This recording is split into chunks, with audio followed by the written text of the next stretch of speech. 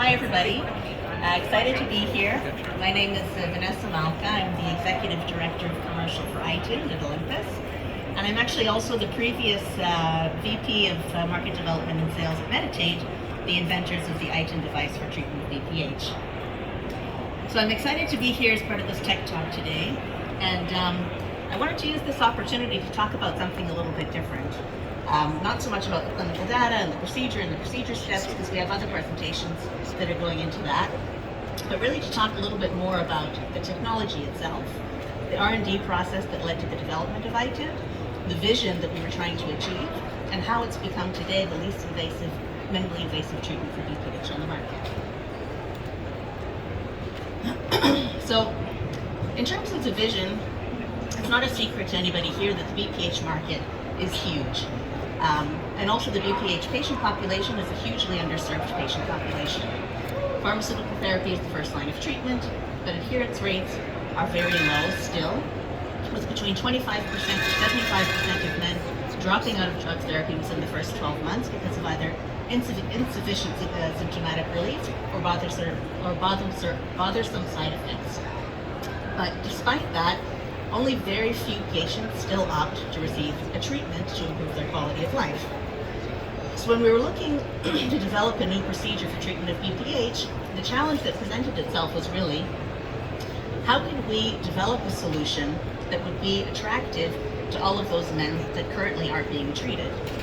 And so we understood that if we were to meet that challenge, we would have to develop a solution that first of all would work. It would have to offer significant symptomatic relief and ideally rapid symptomatic relief. But we also understood that it would have to be free of the bothersome side effects associated with pharmaceutical therapy. It would have to be very safe with a very low risk of adverse events, both short-term and long-term. We understood that preservation of sexual function is a thing for men of all ages. Ideally, the procedure should be catheter-free, and also ideally it should offer a rapid recovery. So we understood that if we were going to deliver on that kind of a safety profile, our procedure then would not be able to resect tissue. It would not be able to imply heat or energy. It would not require general anesthesia, and also we couldn't leave behind a permanent implant.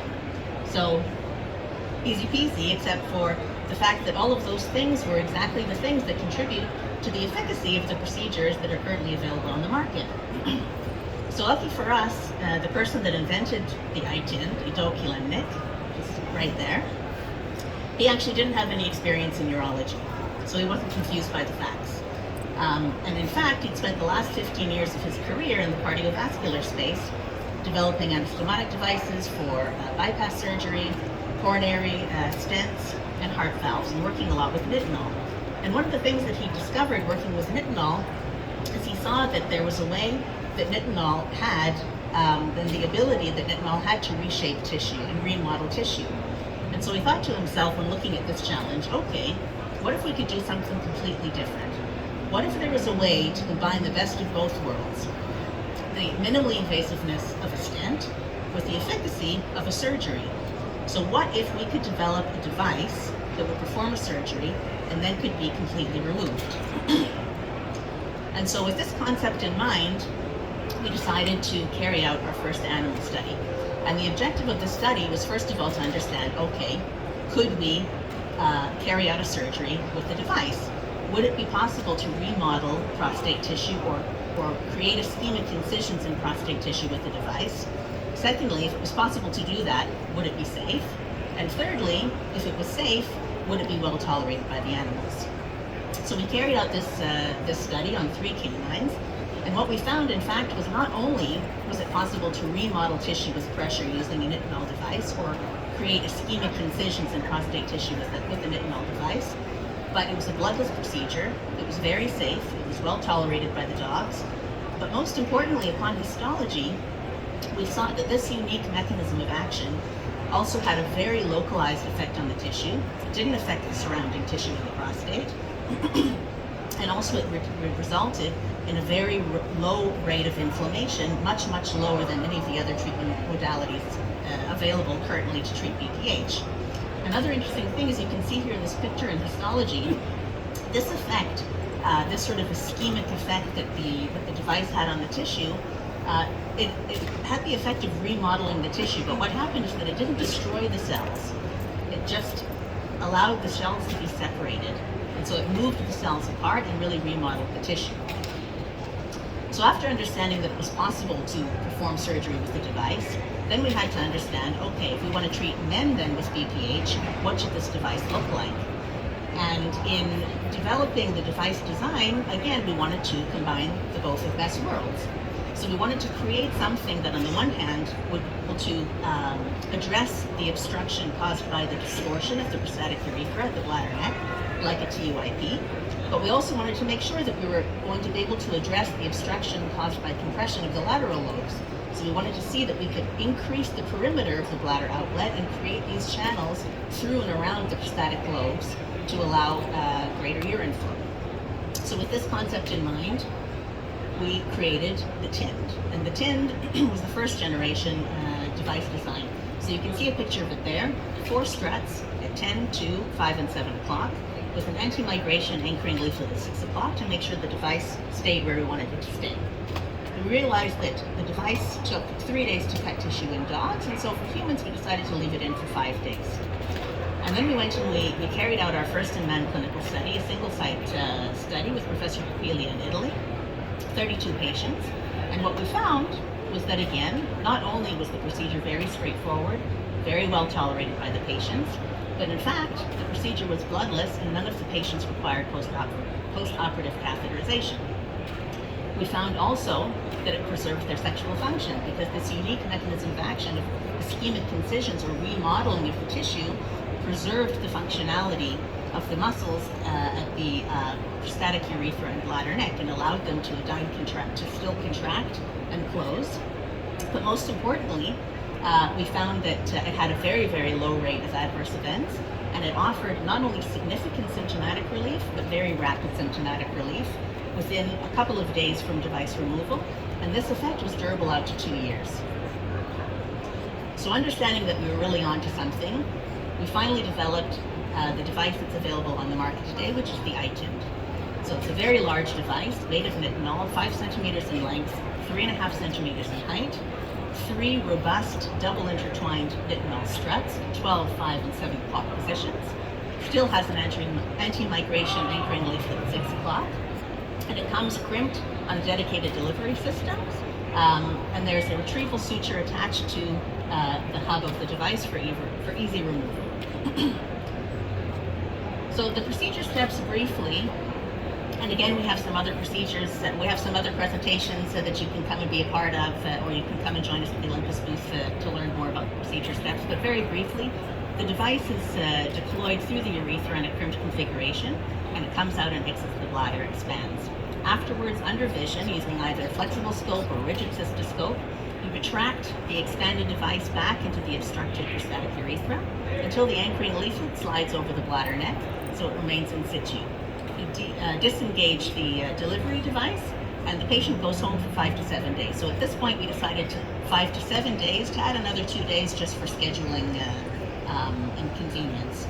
The patient goes home after 5 to 7 days. They come back, and the device is easily crimped through a standard open-ended silicone Foley catheter. So now let's take a little bit of a look inside. What does this device actually look like when it's inside the prostate? So here you can see on the left-hand side, this is perfect positioning. You've got the anchoring leaflet very snugly located at the base of the bladder neck, just in front of the veru. Here you can see on the right-hand side the 5 o'clock strut. You can't see the distal end of the device. And then here in the images in MRI, you can see how the distal end of the device is protruding a little bit into the bladder. That's where you want it to be, to make sure that you're going to have an effect not just on the prostatic urethra, but also on the bladder neck, which is really important. You can see the anchoring leaflet at 6 o'clock. But one of the things that I want to draw your attention to is the size of this device. This is a very large device, and you can see in this image, this is the device after it's been fully expanded after 5 to 7 days. And you can see there in the middle image how that 12 o'clock strut will remodel and will create an ischemic incision up to the level of the capsule.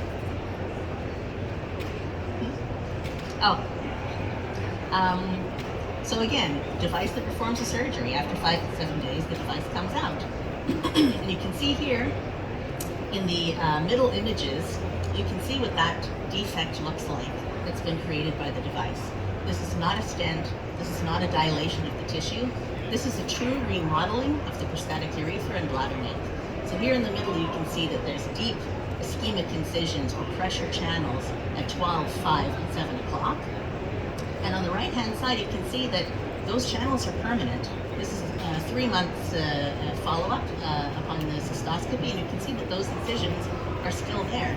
And interestingly, when you look at the ultrasound picture, it's a little bit small there at the bottom, you can see that not only have we created these pressure incisions, but we've actually remodeled the shape of the bladder outlet into the shape of the device and increased the perimeter of the bladder outlet.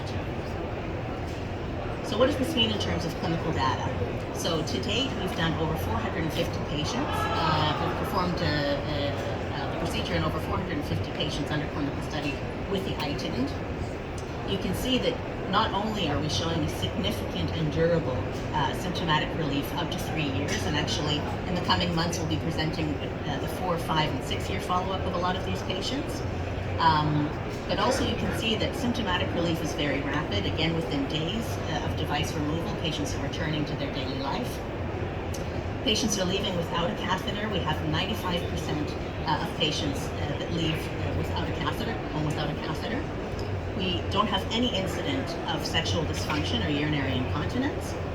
We have 0 late occurring adverse events because, again, we haven't left anything inside to cause any future complications. And again, most importantly, thinking back to the beginning of the presentation, we have the lowest rate of adverse events of any of the mists currently available on the market, with a very low rate of adverse events, typically mild and self-resolving within 30 days.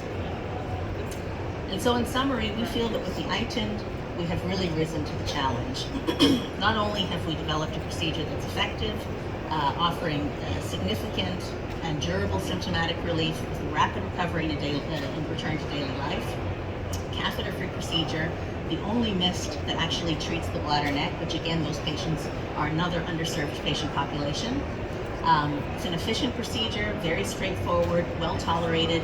The only procedure on the market that can be performed with a flexible scope as well as a rigid scope using any kind of standard equipment that you have.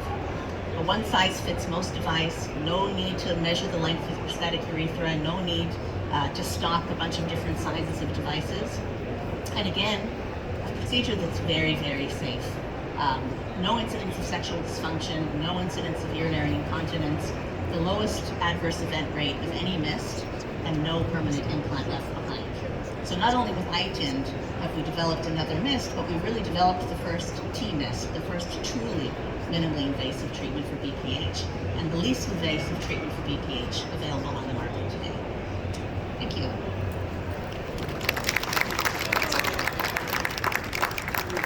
Happy to answer any questions if anybody has any.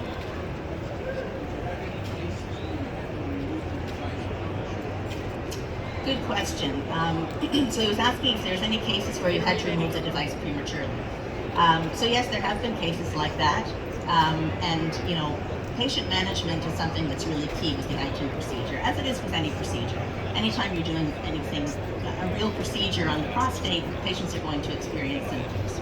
So you do have a small percentage of patients that have a very difficult time with the procedure, and sometimes they do ask for it to be removed early. Or other times, you know, things have happened, patient got into a car accident or whatever, we had to remove the device early.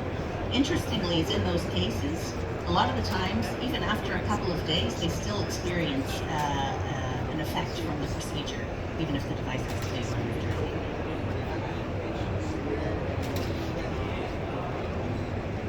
So the question is, did we have any cases where we had difficulty removing the device? And no. The device is only in for up to 5 to 7 days, so there's no tissue ingrowth, and there's no real reason to, you know, have any complications from removing the device, which is again one of the unique benefits of the iTind. Yeah.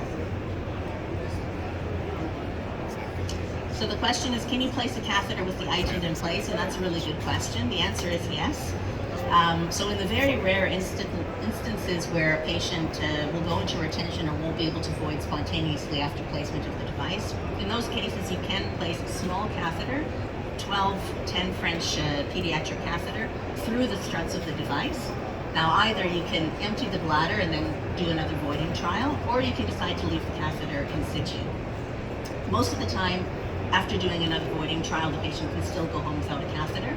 But there are some incidences, for example, if the physician wants to treat a patient that is in acute urinary retention or in chronic urinary retention, and sometimes they don't want to send the patient home without a catheter just for safety.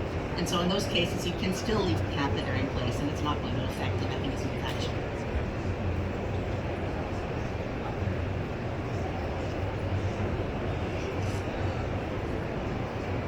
Okay. Well, thank you. Thank you very much.